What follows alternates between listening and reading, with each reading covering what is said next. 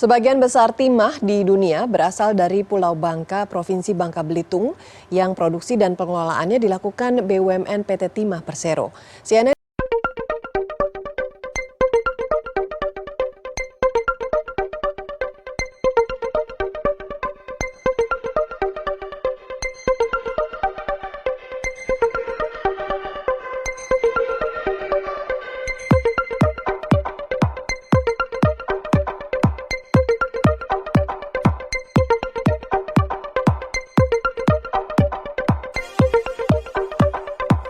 saya perampokan sistemik. Sistem yang dibuat dan kelengahan elit kita selama ini sehingga kekayaan kita terkeruk. Sebagai contoh, di Bangka Belitung yang untuk cukup lama menjadi pusat tambang timah terkemuka di dunia. Itu terdapat 1.000 tambang ilegal. 1.000 tambang ilegal. Halo Supradi, balik lagi di konten kita. Bagi kalian yang baru bergabung di channel ini atau baru pertama kali menonton ini, perkenalkan nama saya Ayah Riki. Untuk pembahasan kali ini mungkin agak sedikit berat ya. Ini mengenai apa yang sudah terjadi di Provinsi Kepulauan Bangka Belitung yang sempat menjadi tagline dari Presiden kita Pak Prabowo Subianto. Kemarin beliau sempat menurunkan Satgas bentukan dari PT Timah BUMN yang melakukan aktivitas penambangan di Kepulauan Bangka Belitung.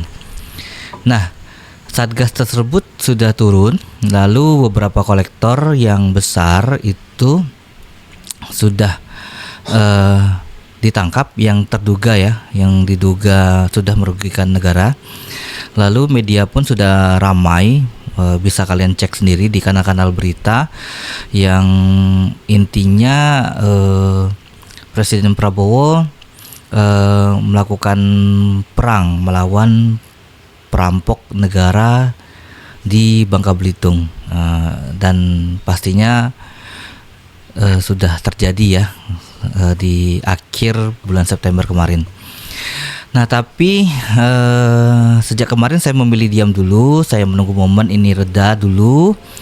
Lalu saya ingin melihat apa sih langkah konkret yang diambil oleh pemerintah pusat setelah adanya Satgas ini turun, setelah adanya penertiban, razia besar-besaran, penangkapan besar-besaran ini. Nah, saya di sini bukan untuk menyangkal adanya pertambangan ilegal itu ada atau tidak. Sebenarnya itu fakta dan memang betul-betul terjadi dan sudah puluhan tahun. Tetapi narasi tentang 1.000 tambang ilegal yang disebut merampok negara secara sistematis yang disebutkan oleh Pak Prabowo Subianto selaku Presiden Republik Indonesia itu hanya penyederhanaan yang menurut saya berbahaya dan menyakitkan bagi kami masyarakat Bangka Belitung. Narasi itu melabeli 1.000 tambang ilegal yang dilakukan oleh masyarakat penambang yang berada di Provinsi Kepulauan Bangka Belitung sebagai pelaku kejahatan. Padahal banyak dari mereka sebenarnya hanya berjuang untuk makan sehari-hari, ya cukup bertahan untuk hari ini dan besok. Dan itu sudah menjadi rahasia umum dan bisa siapapun mau, kalau misalnya mau ngecek ke Provinsi Kepulauan Bangka Belitung ini sudah bisa dicek. Dan yang kaya-kaya tentu ya para cukong-cukong tentunya. Nah, dan jujur saya sebenarnya agak takut membahas soal ini, tetapi inti dari penyampaian saya kali ini adalah harus ada berita penyeimbangan agar seluruh rakyat Indonesia yang di luar Kepulauan Bangka Belitung paham akar masalah yang sebenarnya. Jadi atas nama keadilan, saya justru ingin meminta Bapak Presiden Prabowo Subianto dan pemerintah Republik Indonesia, terutama Kementerian ESDM, untuk meminta maaf kepada rakyat Provinsi Kepulauan Bangka Belitung. Nah, kenapa negara harus meminta maaf? Ya karena selama ini, selama puluhan tahun, negara jelas-jelas terkesan membiarkan rakyatnya hidup di wilayah hukum abu-abu tanpa kepastian hukum yang jelas. Nah, pemerintah seolah-olah menutup mata pada kenyataan PT Timah selaku BUMN yang mengelola pertambangan timah sejak tahun 2015 itu tidak lagi menambang besar-besaran sendiri. Untuk mengejar target produksi, mereka menggandeng mitra seperti smelter swasta dan juga perusahaan-perusahaan yang bermitra kepada PT Timah yang menaungi para penambang rakyat ini. Dan ini merupakan sebuah simbiosis yang aneh menurut saya ya. Negara butuh hasil tambang dari rakyat, tapi negara tidak pernah serius memberikan payung hukum yang jelas. Dan sebenarnya sejak tahun 2009 atau 2010 itu solusinya sudah ada, karena ada undang-undang WPR dan IPR atau wilayah pertambangan rakyat dan izin pertambangan rakyat. Nah, namun kenyataannya wacana ini hanya jadi janji politik pada saat setiap pemilu. Pemerintah daerah sudah berkali-kali mengajukan, tapi selalu mentok di Kementerian SDM. Nah, rakyat kami, rakyat penambang di Provinsi Kepulauan Bangka Belitung seolah-olah dibiarkan menambang tanpa status hukum yang jelas.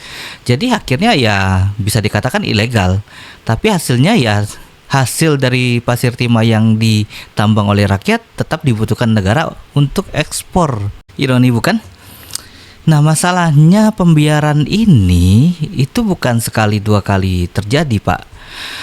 Dari razia ke razia, dari satgas ke satgas, dari janji ke janji, dan polanya selalu terus sama dan selalu terulang kembali gitu. Dan pemerintah hanya datang dengan spanduk penertiban, tapi pergi tanpa meninggalkan solusi bagi rakyat penambang yang ada di Provinsi Kepulauan Bangka Belitung. Nah, dan kalau kita mau jujur, kisru di pertimahan di Bangka Belitung ini bukan hanya sekedar soal tambang ilegal harusnya. Sebenarnya ini kisru ini adalah cerminan bahwa dari negara itu sendiri telah memincangkan sistem hukum untuk pertambangan timah ini, dan kebijakan yang tentunya tidak berpihak kepada rakyat kecil, dan negara juga terlalu lama untuk mengambil keputusan, sehingga negara seolah-olah memalingkan wajahnya dari rakyat mereka sendiri. Nah, oleh karena itu mari kita bongkar akar persoalan yang sebenarnya. Mari kita lihat dosa-dosa apa saja yang negara ini lakukan kepada rakyat Indonesia, terutama rakyat Provinsi Kepulauan Bangka Belitung yang terus-menerus hidup dan berusaha bergantung kepada pertimahan dalam ketidakpastian hukumnya. Mari kita bahas satu-satu. Yang pertama adalah celah ekonomi ilegal yang diciptakan oleh sistem itu sendiri. Pertama, negara sendiri itu yang membuka celah bagi pasar gelap itu sendiri. Nah, kenapa penambang lebih memilih menjual kepada kolektor swasta ataupun kepada smelter swasta? Nah, karena memang harga beli dari PT Timah itu sendiri seringkali jauh lebih rendah dibandingkan pihak swasta. Itu persoalan pertama. Dan kedua, jumlah SPK, surat perintah kerja yang diterbitkan itu juga sangat terbatas, terutama untuk persoalan ponton isap produksi yang bekerja di wilayah IUP lautnya PT Timah. Nah, dari ribuan ponton isap produksi tersebut, itu hanya segelintir yang punya surat izin layak operasi atau SILO dan bernaung di bawah SPK daripada perusahaan-perusahaan yang bermitra kepada PT Timah. Nah, akibatnya sudah pasti bisa kita tebak, satu SPK yang menaungi beberapa ponton isap produksi yang legal itu menjadi payung dari lebih banyak lagi ponton isap produksi yang tidak memiliki SPK. Oke, kita masuk ke dosa yang kedua. Sentralisasi dan kegagalan implementasi regulasi. hal ini yang menurut saya cukup fatal karena adanya penyimpangan dari amanat undang-undang itu sendiri. Yang pertama itu soal Undang-Undang Nomor 4 Tahun 2009 yang memberi kewenangan kepada bupati dan wali kota untuk menetapkan wilayah pertambangan rakyat.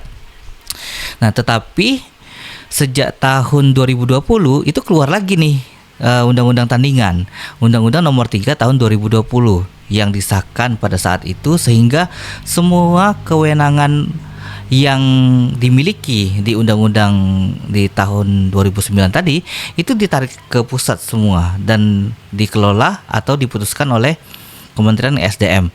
Nah, ini sebabnya setiap usulan dari daerah itu selalu mentok, selalu mandek. Bukan karena mereka pemerintah daerah malas ataupun tidak bekerja, tetapi memang karena mereka sudah berusaha dan mereka selalu tidak bisa ya tidak bisa ngomong apa-apa lagi kalau misalnya sudah mentok di Kementerian SDM. Nah, lalu pada tahun 2024 kemarin baru saja saya cek pada tanggal 28 Maret pastinya Kementerian SDM itu sudah menetapkan 1.215 WPR yang baru di wilayah seluruh Indonesia. Nah, memang sebuah langkah yang bagus dan lumayan memberikan angin segar bagi kita semua. Tetapi ini juga menjadi bukti nih bahwa lama sekali dari berpuluh-puluh tahun baru sekarang nih Kementerian SDM memberikan penetapan untuk WPR di Indonesia. Nah, sekarang pertanyaan kembali kepada SDM, kapan nih izin IPR bisa benar-benar diberikan kepada rakyat? Nah, jangan sampai ini hanya kemenangan di atas kertas, kemenangan atas prestasi bahwa sudah menyelesaikan undang-undang ini, sudah menyelesaikan peraturan ini, tapi kenyataan di lapangan itu tidak dilaksanakan. Dosa yang ketiga, hilirisasi yang gagal total di Provinsi Kepulauan Bangka Belitung. Nah, persoalan yang ketiga ini, kami rakyat Bangka Belitung merasa hasil pertambangan pasir timah kami itu dieksploitasi berpuluh-puluh tahun, tetapi kami tidak pernah merasa diberdayakan. Ini sudah jadi rahasia umum. Coba hitung berapa persentase masyarakat asli yang memang betul-betul awalnya berdomisili di Kepulauan Bangka Belitung yang menjadi karyawan dari PT Timah. Bisa kalian cek di berita, bisa kalian cek di beberapa ataupun kalian yang sudah kenal dengan beberapa pegawai BUMN, mungkin kalian bisa cek. Mungkin bukan hanya terjadi di perusahaan PT Timah itu sendiri, tapi mungkin di beberapa BUMN yang lain juga hal ini terjadi. Nah, sekarang balik lagi ke soal hilirisasi. Pemerintah pusat kemarin sibuk bicara soal hilirisasi, tapi permasalahannya pabrik untuk pengolahan barang jadi untuk dari pasir timah ini tidak ada di Bangka Belitung, semuanya di luar Bangka Belitung. Nah, jadi timah kami diangkut jauh-jauh dari daerah kami, tetapi anak muda kami, para sarjana-sarjana kami itu tetap jadi pengangguran di sini. Nah, provinsi penghasil timah yang terbesar di Indonesia tapi tidak pernah menikmati hasilnya. Jadi ini ironi yang memang sudah terlalu lama dibiarkan oleh pemerintah pusat itu sendiri. Nah, dosa yang keempat, rakyat kami itu hanya dijadikan tameng dan korban saja. Ya, ini hal yang paling menyedihkan dan paling kusut. Ketika semua sistem ini sudah berjalan selama ini, rakyat kecil, rakyat penambang yang tiap hari menggantungkan hidupnya dari pasir timah ini, mereka hanya dijadikan tameng sekaligus korban juga. Mereka harus turun ke ke kolong untuk yang pertambangan darat, atau mereka harus berjibaku di laut untuk menambang dengan jerih payah mereka sendiri, tapi justru mereka yang paling rentan untuk ditangkap sebenarnya. Karena misalnya ada razia, mereka akan ditangkap, tetapi setelah dirazia ya muncul berita, lalu laporan keberhasilan, adanya prestasi yang bisa diumumkan. Tetapi setelah itu ya pembiaran itu terjadi selama berpuluh-puluh tahun dan siklusnya selalu sama dari dulu dan tidak ada yang berbeda hingga sekarang. Nah, yang jadi persoalannya, apa kunci dari penertiban dari razia ini kalau misalnya negara pemerintah Indonesia ini juga tidak memberikan solusi yang konkret untuk bisa menyelesaikan persoalan ini agar rakyat memang betul-betul bisa bekerja dengan ya tidak was-was lagi, Pak. Nah, pertanyaannya jadi apakah adil, Pak, apabila melabeli para penambang ilegal yang berada di Provinsi Kepulauan Bangka Belitung ini sebagai perampok sistematis atas harta kekayaan negara Indonesia, atau negara Indonesia itu sendiri yang sebenarnya melakukan pembiaran sistematis agar harta kekayaan negara ini bisa dirampok? Itu yang harus kalian pertanyakan kembali ke diri kita masing-masing.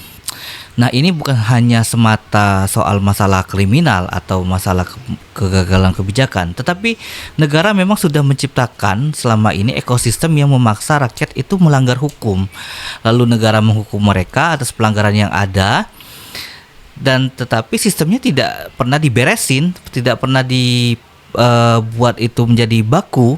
Nah, sedangkan cara untuk menanggulangi selama ini hanya razia dan razia lagi, ditangkap lagi, dan itu hanya jadi obat sakit kepala saja atas kondisi penyakit kronis yang sudah stadium 4. Dan yang pasti Pak Presiden Prabowo Subianto selaku kepala negara yang kami hormati, rakyat kami itu bukan membutuhkan borgol, Pak, sama pentungan, Pak, tetapi kebijakan yang adil dan berpihak, Pak, kepada kami, rakyat Indonesia. Dan berikutnya tentu saya mengapresiasi langkah cepat Pak Presiden yang telah menurunkan Satgas kemarin, tetapi saya mohon, Pak, jangan berhenti hanya di sini saja, Pak. Ini momentum untuk melakukan perubahan yang fundamental, Pak. Pertama, pemerintah seharusnya kembali lagi saya ucapkan untuk meminta maaf atas narasi yang menyudutkan masyarakat penambang yang berada di Provinsi Kepulauan Bangka Belitung dan mengakui bahwa ini kelalaian atas tata kelola pertimahan dari negara itu sendiri. Nah, yang kedua, tolong Pak percepat penerbitan izin IPR di 1215 WPR yang sudah ditetapkan oleh Kementerian SDM, terutama di Provinsi Kepulauan Bangka Belitung, Pak. Dan yang ketiga, buat regulasi harga beli timah yang adil dan transparan dari PT Timah itu sendiri, agar tidak ada lagi celah terjadinya pasar gelap ke depannya, Pak. Dan yang keempat, wujudkan, Pak, hilirisasi di provinsi kami, Pak. Bangun industri pengolahan timah itu di Bangka Belitung, Pak. Jangan di malah terakhir ini dibangunnya malah di Batam, Pak. Ini pertanyaan yang apakah infrastruktur kami tidak siap? Nah, kalau misalnya tidak siap, harusnya negara sudah jauh-jauh hari, sudah berpuluh-puluh tahun ini, kalau misalnya sudah penambangan secara masif, sudah menjual raw material selama ini, kedepannya kalau kita berbisnis biasanya kan pelan-pelan naik lagi levelnya. Apakah negara Indonesia hanya hobinya menjual barang mentah saja, Pak? Ini kan jadi pertanyaan juga ke Presiden. Dan agar ekonomi di Bangka Belitung juga dan tenaga kerjanya juga terserap, Pak, di sini.